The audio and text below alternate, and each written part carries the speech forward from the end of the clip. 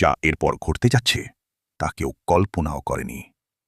আগামী ৮ম পর্বে আমরা এক ভয়াবহ রক্তক্ষয়ী সংঘাত দেখতে পাব। মাফিয়ারা যখন গোলামের আসল পরিচয় জেনে তার পরিবার বা চা দোকানে হামলা করবে, তখন গোলামকে বাধ্য হয়ে তার নিরীহ রূপ ছুঁড়ে ফেলতে হবে। কারণ গল্পের এই পর্যায়ে এসে শত্রুরা যখন এতটা কাছাকাছি চলে এসেছে, তখন শেহজাদের আর পালানোর কোনো রাস্তা নেই। নিজের স্ত্রী আর সন্তানকে বাঁচাতে শেহজাদ হয়তো তার পুরনো ভয়ঙ্কর অবতারে ফিরে আসবে।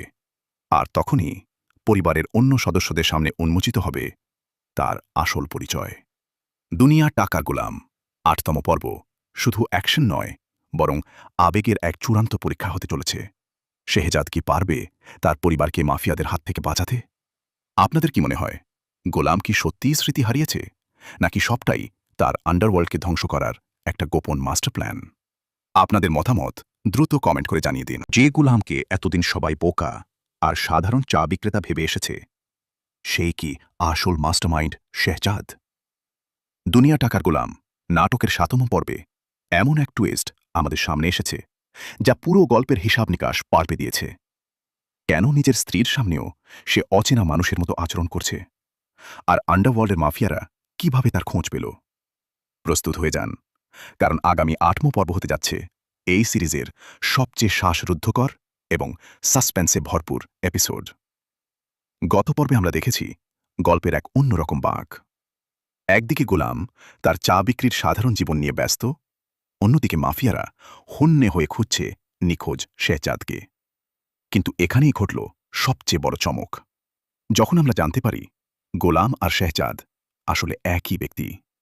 শেহজাদের স্ত্রী নিজের মায়ের কাছে স্বীকার করে যে সে শেহজাদকে ভালোবেসেই গোলামের সাথে এই অদ্ভুত বিয়ের নাটক করেছে, শুধু তার কাছাকাছি থাকার জন্য।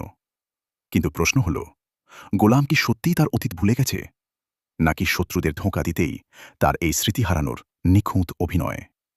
দর্শকের দৃষ্টিকোণ থেকে এই লুকোচুরি খেলাটাই গল্পের মূল আকর্ষণ তৈরি করেছে। দর্শকদের মনে সবচেয়ে বড় দাগ কেটেছে স্বামী স্ত্রীর এই অদ্ভুত সম্পর্ক আর বাচ্চার মানসিক টানাপোড়েন। নিজের বাবাকে বাবা ডাকতে না পারার কষ্টটা সত্যি ইমোশনাল ছিল। একজন বাবা হিসেবে শেহজাদকে এই পরিস্থিতি মেনে নিতে হচ্ছে, যা তার চরিত্রের এক গভীর অসহায়ত্ব তুলে ধরে। তবে আসল রহস্য তখনও বাকি ছিল।